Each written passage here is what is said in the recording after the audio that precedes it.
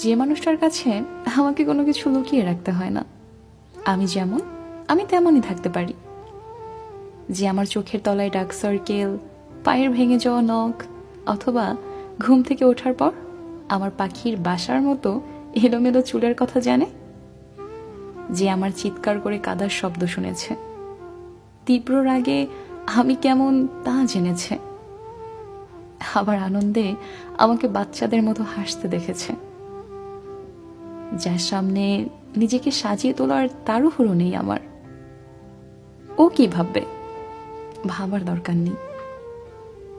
যাকে জড়িয়ে ধরে মরার মতো শান্তির ঘুম ঘুমানো যায়, যার কাছে কখনো জাজ হওয়ার ভয় নেই, যার কাছে মন খুলে আমি আমি হয়ে থাকতে পারি। মোট কথা, যার সামনে আমাকে আমার মন্দটা লুকিয়ে রেখে শুধু ভালোটা দেখিয়ে পারফেক্ট সাজার অভিনয় করতে হয় না, তার সাথে একটা গোটা জীবন অনায়াসে হেসে খেলে ভালোবাসা কাটিয়ে দেওয়া যায়। জীবনে আর কিচ্ছু না, কেউ একজন আসুক, আশ্রয় হয়ে ভালোবাসুক।